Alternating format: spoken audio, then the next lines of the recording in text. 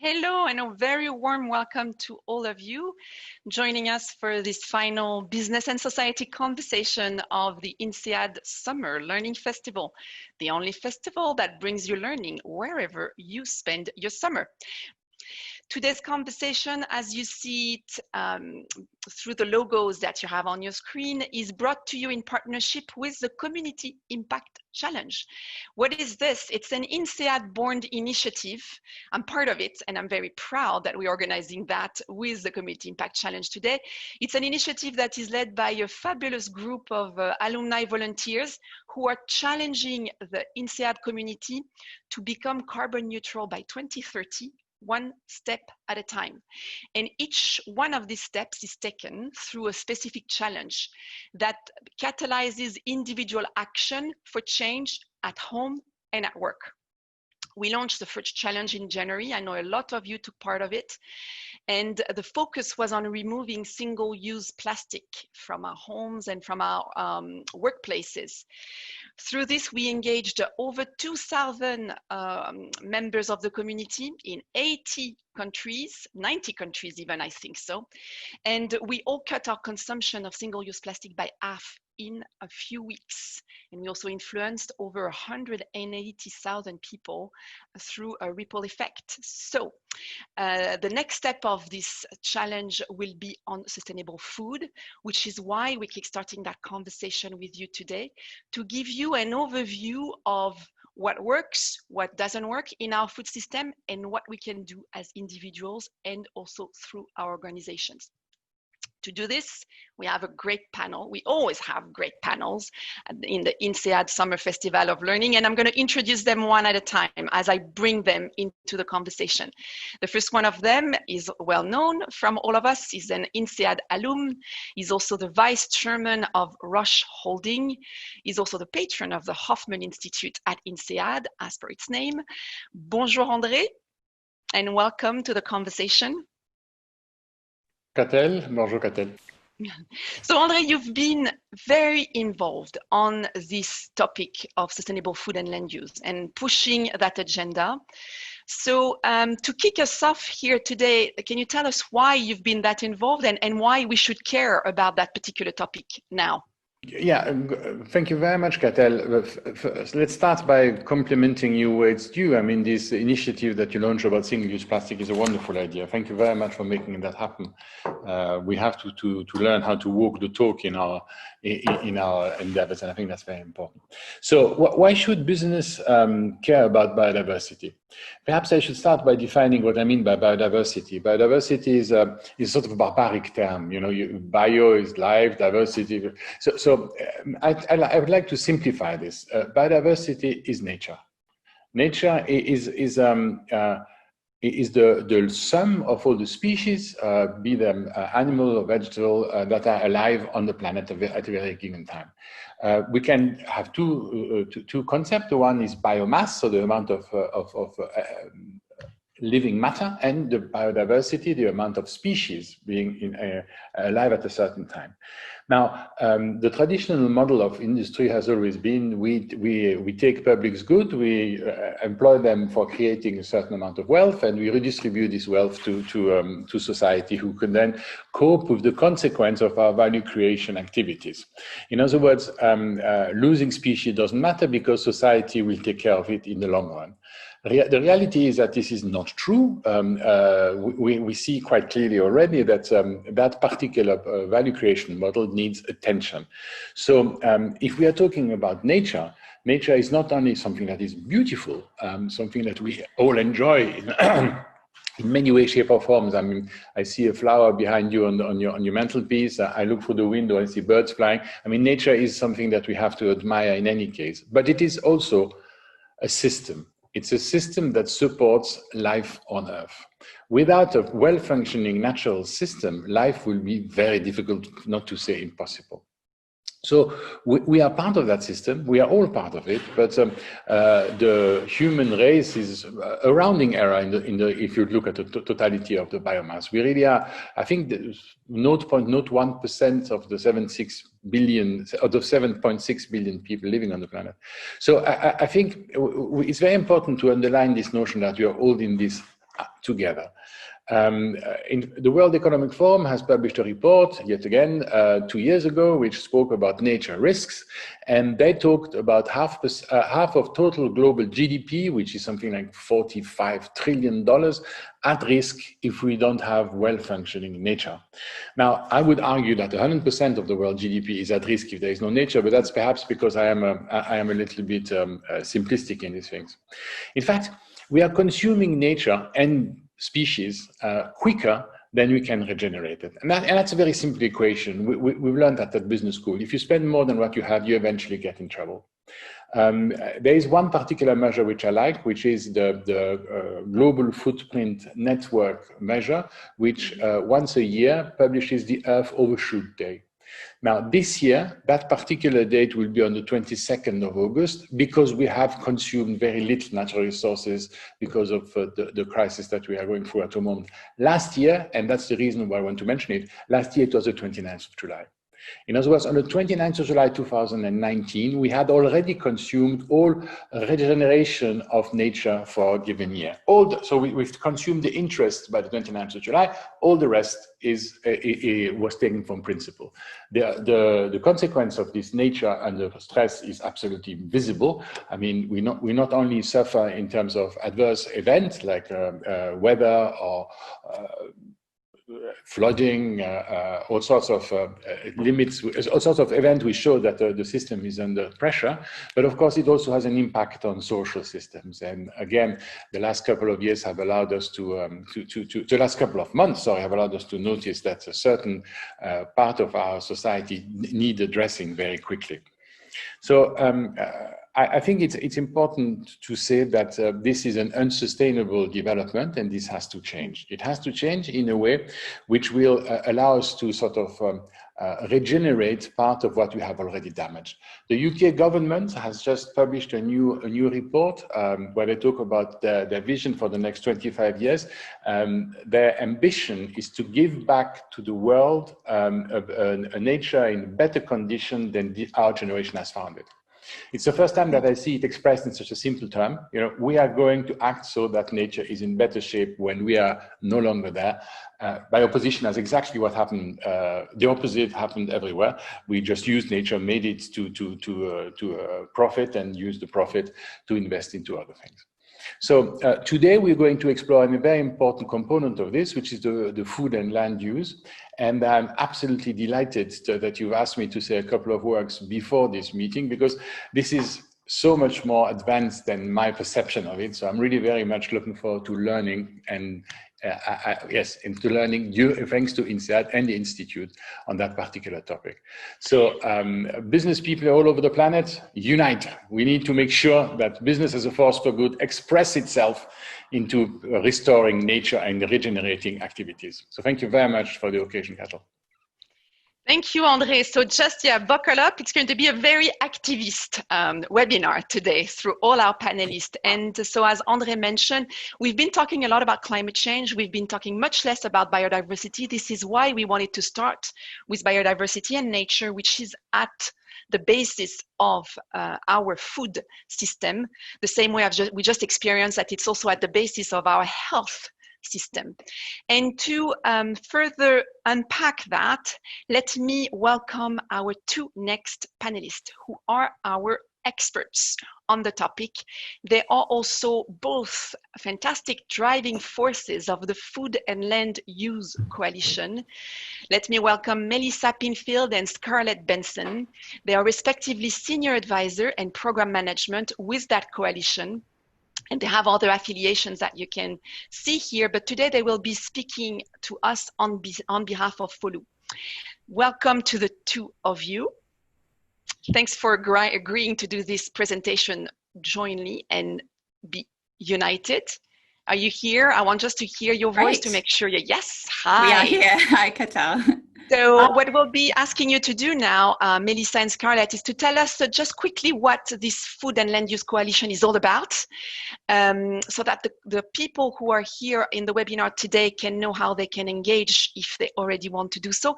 And then give us an overview of the facts that we have today in terms of what is the problem we are facing or the problems we are facing, and what are the possible solutions that the coalition has identified to just turn everything around. Over to you, Melissa. Thank you so much, Catel. And look, really, we're so delighted and honored to be part of this. The Community Impact Challenge sounds really exciting. I was very impressed with what you told me about the work you did on plastics last year. And I'm so excited to find what is it out of this sustainable food that, the direction that the community here decides to go in. So really, really pleased that we can be part of this sort of learning process with you. So firstly, just a little bit of background before we dive in on the Food and Land Use Coalition. We're coming up to 3 years old now. So we were launched in 2017, and our mission essentially was to ignite and support a transformation of food and land use systems to enable them to deliver on the Sustainable Development Goals and our global climate and biodiversity goals. We believe that there really is a better future possible, and that through this transformation of food and land use systems, we can unlock huge benefits for people and for planet to protect and restore the planet's natural resources that Andre was just saying before, are just so absolutely vital to all of human and planetary life, to create a more prosperous rural economy, to really then make sure that these food and land use systems are part of the solution for the climate and biodiversity crisis that we find ourselves in. So FOLU's approach really is we draw on our very diverse coalition partners. We have core partners that you can see here on the screen, and they really are part of the strategic leadership of the Food and Land Use Coalition. But we also have a very wide network of prominent food and land use FOLU ambassadors, as we call them. I'm delighted that both Andre and Sunny, two of the speakers here today, are FOLU ambassadors. And we work with them, with our community, to bring in these diverse perspectives from health, nutrition, sustainable development, climate, biodiversity, to firstly make sure that we are really stating the case very clearly and communicating that case with key economic decision makers around why we need to transform. Why is this such an urgent issue? So our thought leadership we'll be touching on today is in the Growing Better report, which came out last year, but also we're doing a lot of analysis on COVID and some regional issues around sub-Saharan Africa and forests. So please do, you can visit our website. There's a huge wealth of resources there in terms of the analysis and research that we're doing.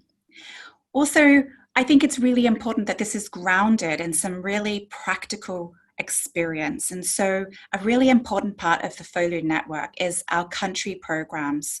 So through our country programs in China, in Colombia, Ethiopia, India, Indonesia, where we have platforms, we're working alongside government and other stakeholders to help them articulate what is their vision for transforming food and land use systems, what goals can they set as countries, and how can we really help mobilize those multi-stakeholder partnerships to help them deliver some of these critical transitions that we'll be talking about in more detail later in the presentation.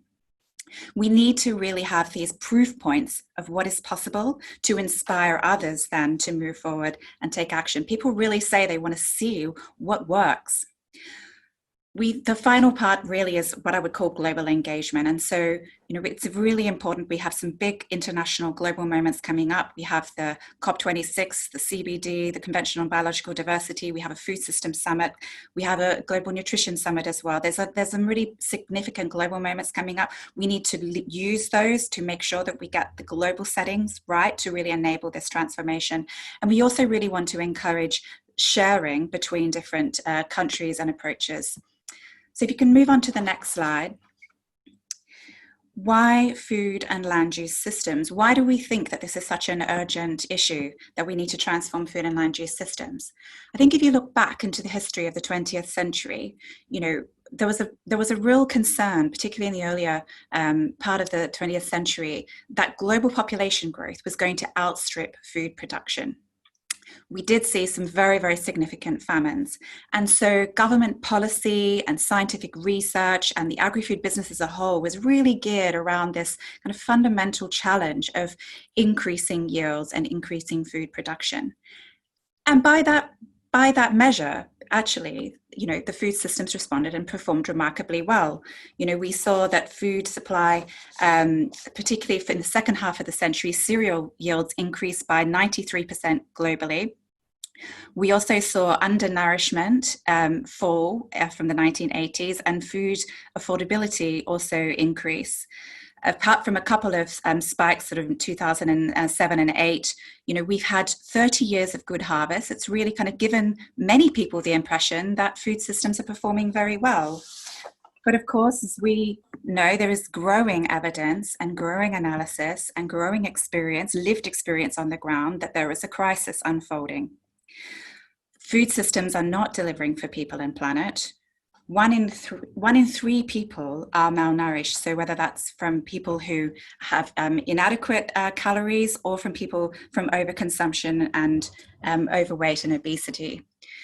And whilst there's great value that's been captured in food value chains, this has not been shared equally across the food value chain. So we still have 50 million farmers and fishers living in poverty. The system is also incredibly inefficient. There's a third of our food is currently wasted. And as we've touched on earlier through Andre's remarks, we also know that this is one of the leading drivers of climate change as well as biodiversity loss. But it also has the potential to be one of the major solutions. So we can move on to the next slide. The analysis that we did for the Growing Better report tried to really then try to quantify some of these hidden costs. What we can see is that the market value of the food systems is actually outweighed by some of these hidden costs. So for every dollar that is spent on food globally, there's over $1 of hidden costs that actually aren't being captured. And whilst we're not saying that there's a direct comparison here, I think for illustrative purposes, it really does bring home the point that these hidden costs are enormous. Now, I've got a long history of working on climate and environment issues, and I think what I found quite interesting from the analysis that we did is the extent of the health costs that you can see here, which are actually sort of the largest costs in the system. These actually are from the health costs associated with lost productive value. They don't capture the direct and indirect medical costs from the health risks associated with over and undernutrition that I talked about earlier. So these costs are already significant, and they are growing. What we also don't capture in this analysis here is some of those tail end risks, some of the systemic risks that are being built up in our food systems. So this emphasis on yields and on staple crops, actually what we now see is a real concentration of 4 major crops. That's white, rice, corn and potatoes, now supplying 60% of global calories. And a lot of that is actually in just a few countries. We also see increased market concentration and a number of countries that are very dependent on food imports. And so some of the structural risks that are really being built up into the system are very troubling as well. So take, for example, in the Amazon forest, if we see the increase of the deforestation in the Amazon could really lead us into a tipping point, an ecosystem disaster. So COVID is one example of a sort of a shock to the system, but there could be others really emerging from climate impacts as well. So our analysis hasn't really captured and valued some of those risks as well. So if we can move on to the next slide, which is really, we're going to just COVID is obviously, the COVID pandemic has had an enormous impact across the globe and including on our food systems. And I think it's really shone a spotlight on some of those structural issues, as well as the inequality, the social and economic inequalities, which have led to some people suffering more than others in terms of their health, and that's caused increased susceptibility to COVID virus. We've done a lot of analysis on some of the short-term impacts of COVID on our food systems, and one of the things we were particularly concerned about was the potential for some countries to impose trade restrictions on food exports. You may have seen that we put out a statement, a call to action to really exhort national leaders not to resort to those sorts of trade measures. We also we've really seen as well enormous increase of food loss and waste as some farmers have struggled to get their production to the markets. And we know that it's been really important to keep food imports, to keep agricultural inputs and green channels, and enable farmers to actually get the inputs they need to create the next harvest. But we do know that farmers are continuing to struggle, those who've been unable to sort of sell their produce and then invest in next year's harvest. So we will continue to do analysis on some of these medium and longer term impacts of COVID. I think one of our photo ambassadors recently described food systems as like and this just-in-time production model is like a house of cards. It's something that looks very beautiful, until a gust of wind comes and it all falls over. So out of this sort of the spotlight that has been shone on some of these real vulnerabilities in our food systems comes an opportunity to build back better. So it's really important now that we seize this moment in time, and as countries are looking to respond, as food security, as nutrition security, these issues really raise up the global agenda, that we work with governments and business and farmers and others in the food sector to kind of really make sure that we use this moment to build back better. A lot of what we've laid out in the Growing Better report is still extremely valid, if not more valid, now that we've sort of really seen what can happen when shocks come to our food system. So I'll turn now to Scarlett, who's going to talk now through some of that transformation agenda that we've outlined in Growing Better. Thank you, Melissa. Could you go to the next slide, please? So Melissa talked before about the fact that we really do take an integrated agenda at FOLU, and what we set out to do with the Growing Better report, which was the first global integrated assessment of the economic, environmental and social benefits associated with this transformation, is that we identified this reform agenda that leads to these outcomes that give us better health, better environment, better food security and better inclusion. And we structured these around these 10 critical transitions that you can see on the pyramid here. And I won't go through all of them, but I'll just touch on a few elements of this pyramid. So I think what's really important, we put healthy diet at the top of this pyramid. And we put it here because we believe this is really what ignites the whole reform agenda. So, by 2050, we will have more than 9 billion people on the planet, and what those people choose to eat, or indeed what they are influenced to eat, really does shape how this system evolves. So all of those benefits that you see there on the left are really not possible unless we're able to shift to what we term a human and planetary health diet.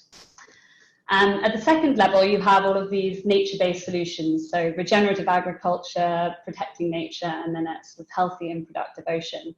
And like Melissa, I also come from an environmental background, so this is my favorite wedge of the pyramid. But really here what we're doing is calling upon sort of new solutions to start to protect these natural assets in order to make them more productive at the same time as well. The third level is about expanding choice and supply for consumers. So this is through accelerating the diversification of protein supplies, which are particularly resource-intensive food types. Reducing food loss and waste. Melissa mentioned before that a third of food is wasted. And then creating more local food supply chains where we have more local looping of nutrients. These are all ways that we can diversify supply whilst reducing environmental pressure and expanding consumer access to healthy and affordable food. And then finally, at the bottom of the pyramid, we have the opportunity for all. And this is really the foundation of all of the other critical transitions. And this is about ensuring that digitization empowers people rather than concentrating data and power. That investment is made in the talent, in the infrastructure and the social systems that are needed for this just rural transition or a rural renaissance. And indeed, finally, that women are supported in making the choices that are better for themselves and for their families and for their communities. So within each of these transitions, we identify the barriers, the recommendations for different sets of actors, and indeed also we point to a number of examples of innovation that we want to see scaled. Next slide, please. So I think really what we did with this report was, proved that there wasn't this trade-off between environmental sustainability and economic growth. And we did that through rather complicated modelling approaches. But what we identified is that, in fact, actually the opposite is true. So we modelled two scenarios, one which I've just described, the better future scenario with these 10 critical transitions, and then another scenario where you carry on as with current trends. And I don't think I need to tell you what the current trend scenario looks like, but it's not a pleasant one, and it puts both the Sustainable Development Goals and the Paris Agreement out of reach, and then within a few decades actually threatens our ability to survive as a human collective. Next slide, on that happy note. So really the transformation scenario is a very attractive one when compared to the alternative. And actually, when we look at how much it's going to cost us, it isn't a huge amount. So we analysed the investment costs, which was between 300 and 350 billion. And that's an increase in total capital investment.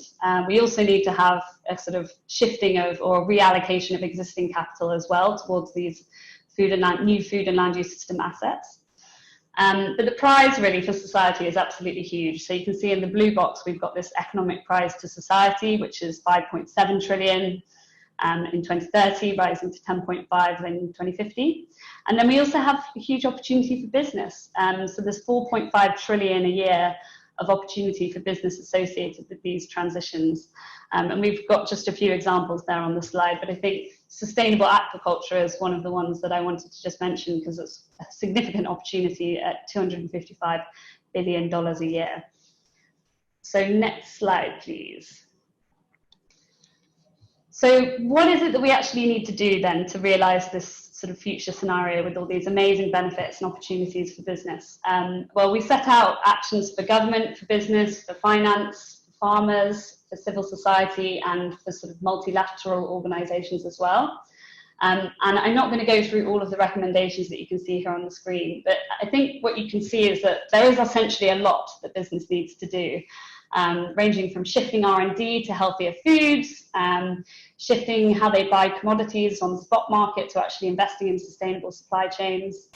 So it's a significant agenda, and really seizing this opportunity, the $4.5 trillion, will require new business models that emphasize value over volume-based economics, and also that require a generational shift in mindset and in leadership. And then I think finally, it's really important that businesses are advocating for an enabling political and regulatory environment, because business can't do this alone. We absolutely need policy.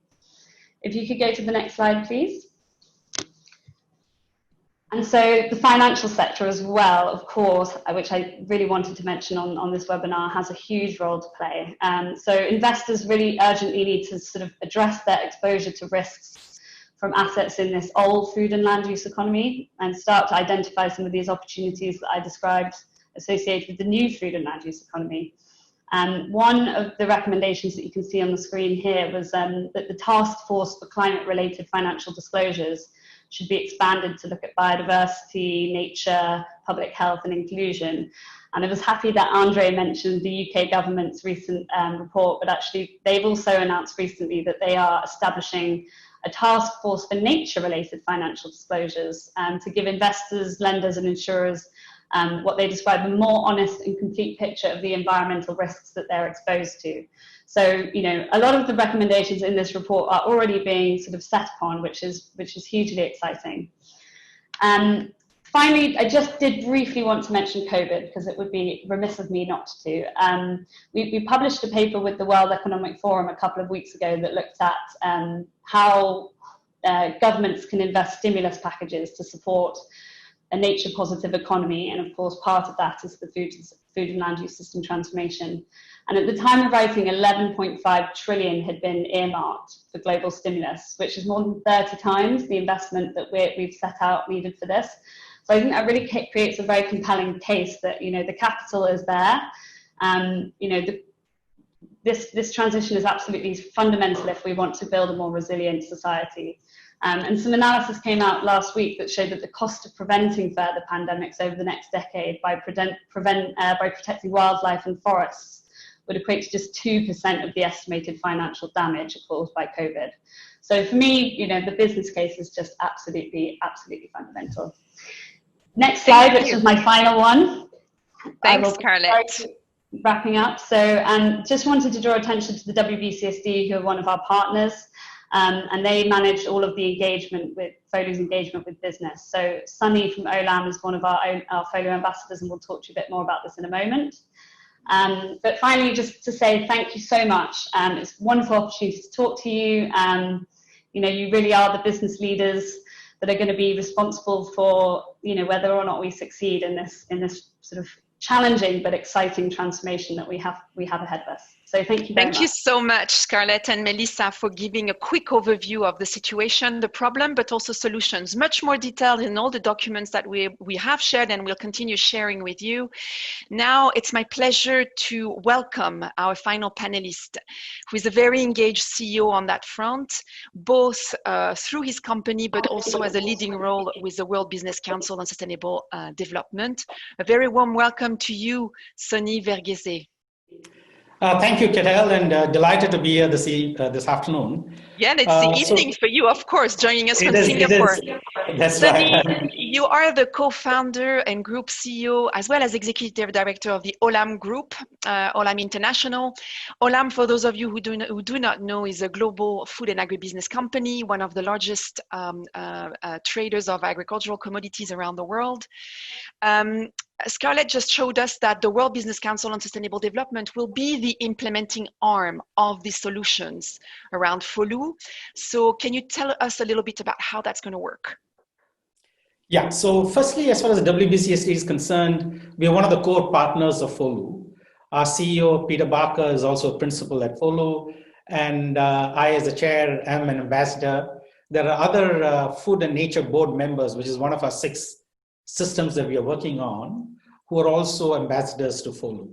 So our role as ambassadors and WBCSD is to make sure that we can amplify the strategy and the FOLU report that has come out in countries and regions at the global level as well.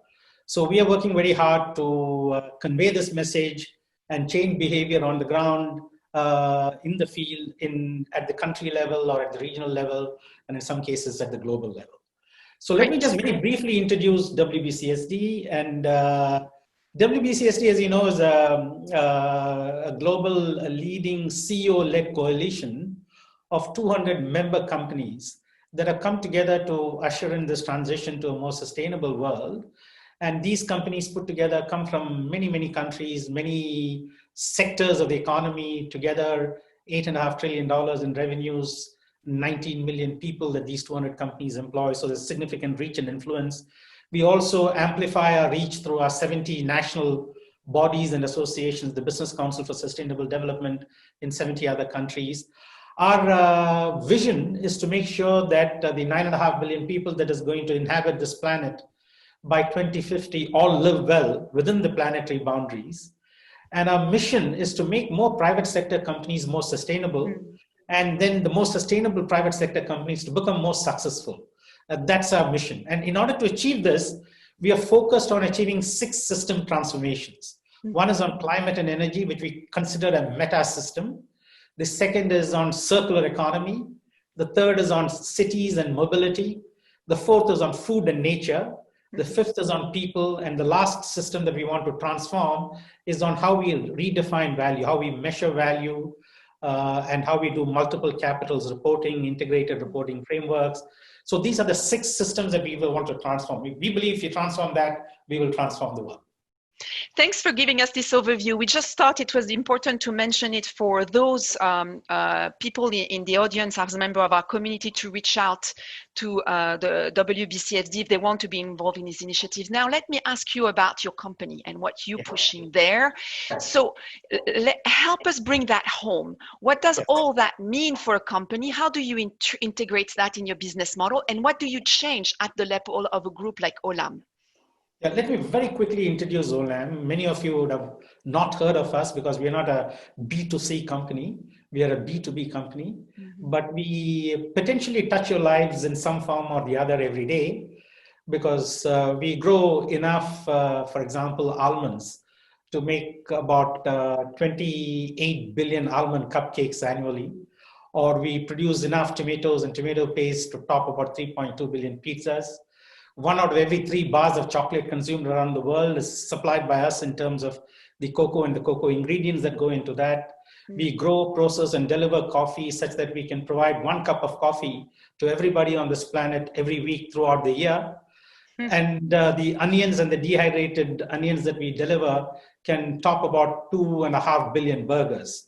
And we do produce and deliver enough cotton to make about 5 billion t-shirts a year. So there is a realistic chance that in some way we touch your lives on a daily basis. At Olam, we believe that the global food and agricultural system is broken. It is broken for a variety of reasons. Some of it was articulated by INSEAD Hoffmann at the beginning, and many were eloquently articulated by both Melissa and Scarlett in their presentations as well. But we account for 25% of the world's greenhouse gas emissions. And if you include the food loss greenhouse gas emissions involved, that's another 8%. So more than 30% of the world's greenhouse gas emissions is contributed by the food and agricultural system. We account for 80% of the world's biodiversity loss. We are responsible for 71% of all the freshwater withdrawals. Yet 817 million people go to bed hungry every night, right? And we have all of the issues that were pointed out in terms of the health benefits and the externalities in terms of the benefits that we derive from the ecosystem to deliver or produce the food, feed, and fiber that we all need. We saw that $3.3 trillion in Melissa's slide as the cost of externalities. Mother Nature's back office is not set up. It is not issuing us those invoices. So we are assuming that it's free and it is invisible for us to really wrap our arms around it. In the global financial crisis in 2008 and 9, we lost about $2.8 trillion of financial capital. 10 years later after the event, we are still talking about that. But every year under our noses, we are losing $3.3 trillion of natural capital. So in this decade, between 2010 and 2020, we had 3 global milestone agreements signed. In 2010, we had the IG Biodiversity Convention that was signed. 190 countries came together and agreed that they will preserve biodiversity. And what has happened? 10 years later, it was supposed to have ended in 2020. We were supposed to achieve 5 strategic goals, 20 targets against the 20 targets and 130 KPIs, some metrics. We have achieved 4 out of the 20 targets. Then we've had in 2015 the UN SDGs, 17 SDG goals, 230 targets. We have completed 5 years in the program. And last year, the UN came out with its first report at the end of 4 years of implementing the UN SDGs. No country in the world is on track to achieve these UN SDGs. And we are significantly behind the curve in that case. And then in end of December 2015, 194 countries came together and agreed on the UN Paris Climate Accord and said that we will limit global warming to 2 degrees, but preferably try and get to 1.5 degrees centigrade.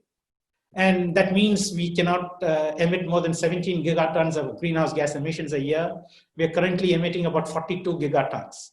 And we need to get to 0 net emissions by 2050. We need to halve it by 2030. We have no chance in hell of achieving those targets. So what can we do to get there? Tell us, what can we do? So as part of the private sector and being action focused and oriented, I've been bothered with what is the reason we have this massive action gap between all these great pronouncements and agreements to why we are not able to change the world. And my theory is that there are 6 things that we need to do to make the change. The first and the foremost thing is that we have to change individually. The 7.6 billion people that Andre referred to on the planet, if we do not all each individually change, we have no hope in changing the world. So how do we change individually? What is Olam doing to change individual behavior? We need to be the change that we want to see in others. So we are now doing alpha testing of Smart Planet footprinting application that is being tried by the Olam employees. We have 80,000 employees around the world to measure their carbon footprint, their water usage footprint, and their waste footprint. Okay. So if they're going to have breakfast in the morning, they take a snap of the breakfast. It'll tell them what the water emissions, carbon emissions, waste emissions are. Then they take a cycle to the office or the MRT or the public transport system, or they come in a large car. They know what the carbon emissions are. They take a flight to KL or to New York and back. A Singapore-New York return flight emits more carbon emissions than the annual per capita carbon emissions of 33 countries. Just a London-Edinburgh return flight generates more carbon emissions than the annual per capita carbon emissions in Uganda. So how can we get people who do not have an environmental intelligence or naturalistic intelligence to really become more conscious of what they need to do, is to first allow them to measure it. But more than measure it, is to gamify it, to reinforce behaviors that are positive, because they don't see a direct personal benefit in doing this thing differently. So how do we gamify it and excite them to consolidate these habits? So that is at the individual level. The second thing that has to change is the company has to change. So we have come out and made public targets, science-based targets, that we will reduce our carbon emissions to, on scope 1 and scope 2, to 0 by 2050, by 50% in 2030. And what does that mean? We generate about 1.7 million tons of greenhouse gas emissions in our scope 1 emissions. We generate about 200,000 tons of greenhouse gases under scope 2, and we generate about 68 million tons of carbon dioxide emissions in scope 3. So every year we report what is the progress we are making on these targets and where we are, whether we are making progress, whether we are faltering, very specifically in our direct farming operations, in our processing and manufacturing operations. So if you go to our website or you go to our annual report, you will see that. So if the companies don't change, then we cannot change sustainability in any form or manner. The third thing is, even if some companies change in a particular sector, there are some good actors in the pharma sector or energy sector or the food sector, but majority of them are not so good actors or bad actors. We are not going to be able to affect any change. So how do we build collaborative, global, pre-competitive alliances to actually have a sectoral roadmap on how the global food and agricultural system can become more sustainable? So we are part and we catalyze the creation of a global agribusiness alliance, where we're bringing the agribusiness companies together to develop a sectoral roadmap. So similarly, developing these sectoral roadmaps is important. That's a third thing that we need to do. The fourth thing that we need to do is to get innovators and researchers and academicians to come up with great breakthrough innovations to produce more with less. And that is only possible if we can get that innovation. You've seen the amount of innovation that is coming up in the vaccines and therapeutic cures for COVID as a result of global focused efforts in getting that done. At OLAB, we are trying to encourage that by announcing we have a biannual, once in 2 years, Global Innovation on Food Security prize. We are in the 4th edition of that prize. So we are getting a good view of all the innovations that are going on globally on how we can produce more food, feed, and fiber to feed a 9.5 billion global population by 2050 without destroying the planet. The fifth is government and policymakers have to come to the party. If electricity is free, we're going to use it indiscriminately. If water is free, we're going to use it indiscriminately. Yep. Carbon is free today in many countries, not in all countries, and therefore we pollute indiscriminately.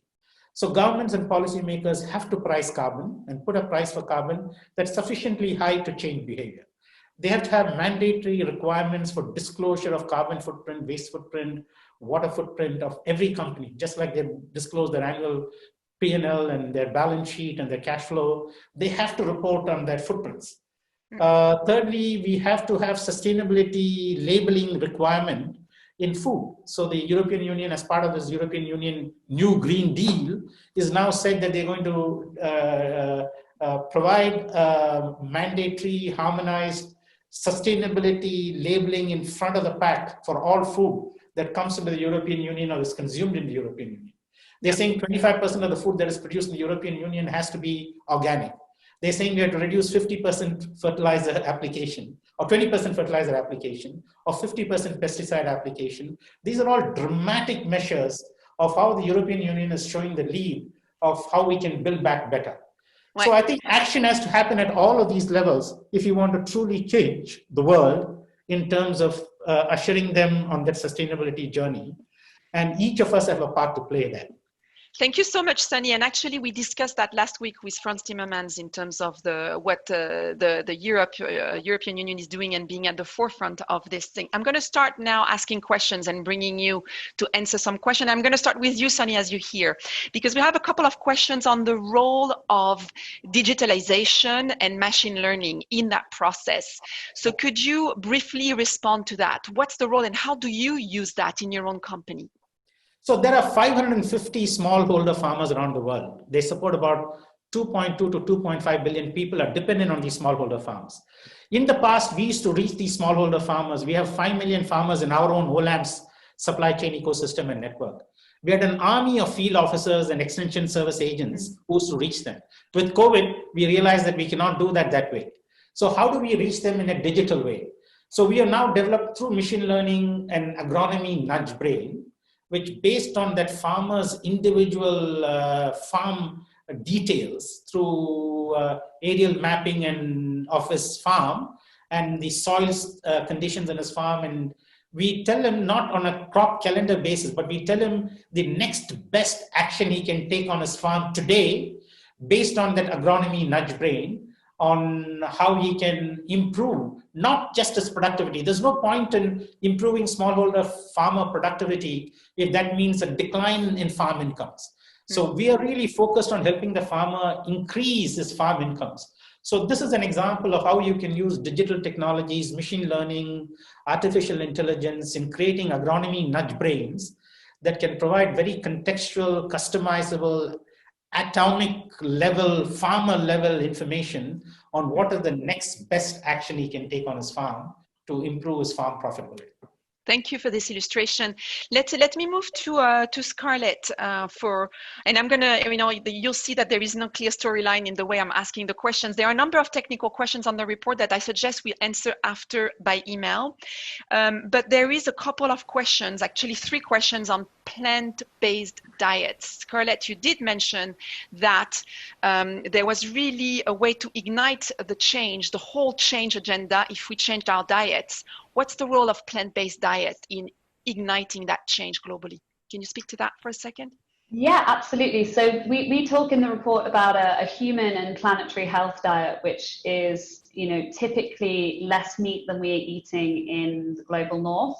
But we talk about global convergence. So it doesn't mean that everybody globally needs to stop eating meat entirely. It's a reduction in certain countries, but actually in some locations like sub-Saharan Africa, we do actually need people to be eating more meat in order to protect their health. So it's very much about convergence and not cutting out meat at all. But I think we are particularly excited about the role of plant-based proteins, and there's been a huge spike in that around COVID because we see people increasingly concerned about their own health and the antibiotics that are in meat. I know that sort of livestock abattoirs were a center of lots of COVID outbreaks. So I think, in my view, COVID has really accentuated a trend that was already happening. And I personally am very excited about it. So yeah, I think if we look at the different types of alternative proteins, you do have, there are different groups. So you have cultured and lab-based meat. You also have plant-based meat.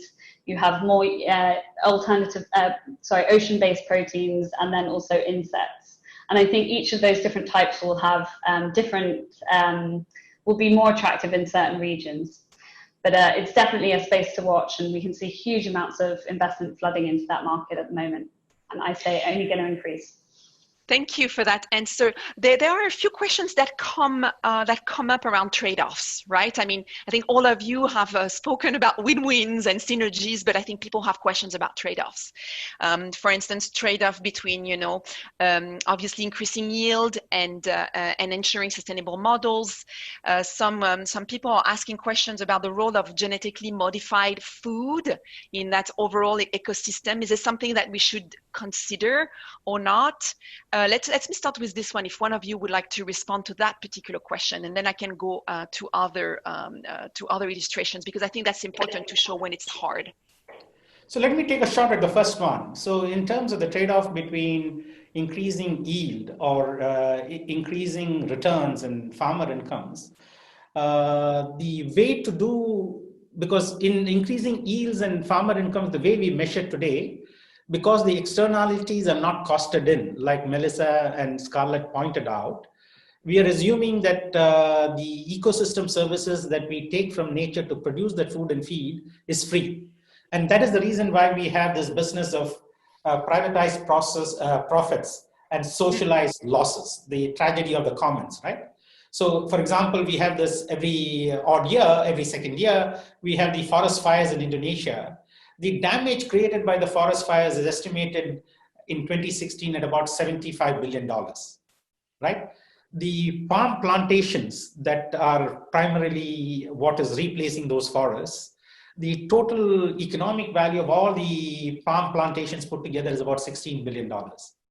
So you can see that the costs of really producing palm today is not fully reflected. And in your earlier question, when we talked about beef consumption, and Scarlett was responding to that, to produce 1 kilogram of beef, you need 8 kgs of feed grains compared to 2 kgs for poultry meat. We require 17,000 liters of water to produce a kg of beef. We require 4,000 liters of water to produce a kg of poultry meat. And we take 3.5 times more greenhouse gas emissions to produce a kg of beef. But because all of these externalities are not costed and priced, beef is offered at a low price. So I love beef. I want to eat beef. But I must be willing to pay significantly higher prices for the pleasure of indulging in eating beef compared to all the other alternatives, where the cost, the true cost to society of producing that is much, much lower. So unless we have a full cost of production factored in, we will make the wrong choices. Of Olam and other companies like yours, Sunny, then to enable farmers to be able to also integrate the different systems and really maintain ecosystem services, is this something that you translate into the price you pay to them? What's your impact on their actual income so that they can also afford to move to different systems? Yeah, so let me give you an example. In Mexico, where we source coffee from, they produce some very special coffees. We have a program along with Rainforest Alliance as well as the USA to uplift the livelihoods of 100,000 coffee farmers in that mountainous region, the terrain. Mm-hmm. We have provided them already 500,000 new coffee samplings over the years. We have improved their yields and productivity and incomes by 60% because they are now producing a very traceable coffee, granular traceability that we provide across the supply chain. We are able to offer them premiums. We have reforested 4,000 hectares of land. We have planted about 40,000 forest trees. Now, when you start doing the total value that we will be saving about 10 million tons of greenhouse gas emissions as a result of this intervention, right? So if you take a landscape approach, and Olam has what we call a Olam Living Landscapes policy, there is a significant amount of value that we are not measuring across the landscapes when we have a very narrow focus. And as managers and private sector, we manage what we measure. So if you can't measure the right things, you're going to manage wrongly. So looking at all of these across landscape benefits and measuring those benefits by measuring all those capitals, natural capital, social capital, human capital. If I go to my board and say I'm spending $50 million on sustainability or $50 million in developing my human capital, and it only appears in my P&L statement as an expense item, but the strategic assets that it is creating in terms of new capabilities or the engagement scores or the inspiration scores are not measured, not valued, I can never make a case for it. So unless I can measure natural capital, social capital, human capital, and it appears on my balance sheet as part of my integrated reporting framework, I have then a basis for getting my stakeholder support, whether it is my capital providers or whether it is others, that this is the right thing to do. But today we measure and define value in a very narrow way, which does not allow us to take the right decisions. So what is the point in producing $16 billion of economic value growing palm in our plantations when you have $75 billion of cost to society? So if those socialized losses are borne by everybody else and the privatized profits are borne by a narrow, if I'm an investor, why would I invest for this equation? $75 billion of socialized losses, $16 billion of privatized profits. Why would I invest? Thanks, Sunny. I think the importance of changing the measurement system is important, and I'm just going to put a pin there to go back to André. Get ready, André. I'm going to ask you that question too as the last question. But before I go there, Melissa and Scarlett, a lot of the colleagues are asking about illustrations of cities, of communities, or regions or countries that have managed to transform successfully their system of food and land use. Do you have illustration that you could share with us that you can look up to? In particular, because the targets that we're giving to ourselves here to become just net neutral are, still safe targets. We need to be more aggressive than that. So do we have examples of people who've really turned things around? I might start on that, and Yep. Scarlett, do jump in as well. But I mean, this point about needing these case studies, these proof points, is exactly Yep. right. Seeing is believing, and we see that at the local level as well. It's a lot easier to engage farmers on putting in place more sustainable land use practices if they see that their neighbor is doing it and actually generating more of a profit. So, that's very attractive. Seeing is believing. So this is the same I would say at the national level. We're really looking through our Food and Land Use Coalition platforms to work in, as I said, in Colombia, in China and India, Ethiopia, and these countries to at the national level, make sure that we have those strong stories to tell about governments being able to put in place long-term targets, the reform agenda that accompanies that, all the stakeholders being on board with that vision and moving forward. We're also starting to see this emerge at subnational level. There are some places that are really wanting to set themselves apart, almost like their own, unique selling point. Is to sort of say that this is. So in Colombia, Chindío, we launched a program there. The whole state wants to move to and be a model for food and land use transformation. It's facing some significant challenges at the moment. So I would say, really, Katella, this is work in progress. Nobody has done this yet.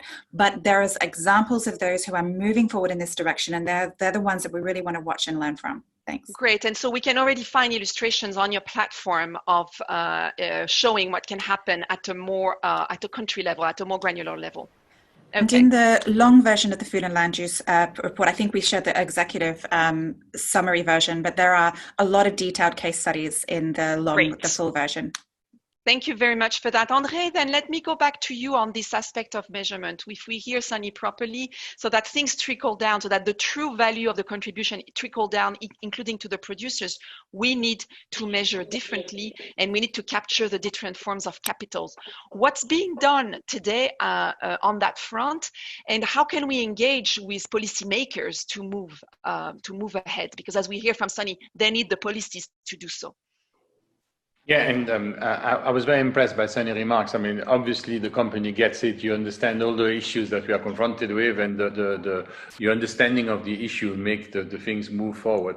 It also demonstrates the limit to the business on its own to resolve this issue. We are part of the solution, but we are not the only solution. Particularly in this COVID time, where suddenly governments, regulators, international organizations have been pouring so much money into the business model. We need a little bit more guidance in that sector. And in particular, we need more strict regulation and transparency about what the cost of food in particular is to society. Catel is giving me an opportunity to talk about the work we do at the capital coalitions, where we have now, which I chair, and where we have decided to introduce, or we are involving ourselves more and more to introduce a notion based on the capital approach, the human and social capital, but also the natural capital as well as the financial one.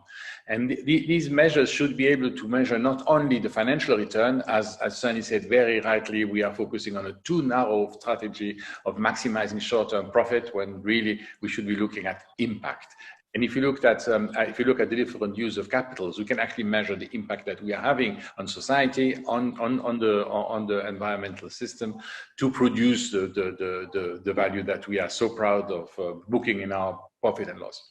So absolutely, the future belongs to a sort of hybrid model where we can have the entrepreneurial capacity of business to bring ideas forward and to execute some of these plans. But we do need regulation, and we do need regulation that is transparent for all. New technologies, as we just spoke about before, will help us to measure that with more accuracy and probably a little bit more transparency as well. And so we need to use this moment, and in particular the COVID crisis, to change this system. So when I hear building back better, I get a bit anxious. I prefer to say building forward better, building better, quite simply. So thank you, Katia. Thank you very much, André. And with this, I'm going to have to wrap up. Again, we have more questions. So I'll work to see how we can provide answers to some are very technical in terms of the modeling also that you presented, Scarlett. More can be found in the report itself that we are sharing. André, Sunny, Melissa, Scarlett, huge thank you for taking the time to joining us today for this webinar, and a virtual round of applause to you for your time. It's only the beginning of the journey in the INSEAD community in terms of unpacking what and how we can be involved to transform our food and land system. One initial step that you can all take is to join the Community Impact Challenge, to follow the series of webinars we'll be organizing in the fall. To get more practical, we'll be organizing workshops. Today, we just wanted to give you an overview of the situation, to show you that not only there is work to do, we need to transform our system, but also, and I hope everybody heard that clearly, we heard that individually we can start pushing that agenda through our diets, through our own activities, and through bringing peers along with us. And that's the whole spirit of this Community Impact Challenge. So keep an eye for the next session that we'll be organizing with all the organization and other also activists in the fall.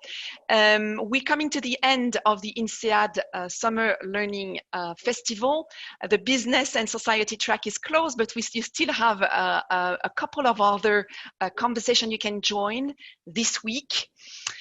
So do so. You can also continue the conversation on the Lifelong Learning LinkedIn page. And finally, I wanted to give a big thank you to our colleagues who have been working with us on this series. You don't see them, you don't hear them. I do hear them, but you don't. It's a huge team that came together to make this webinar happen over the past few months.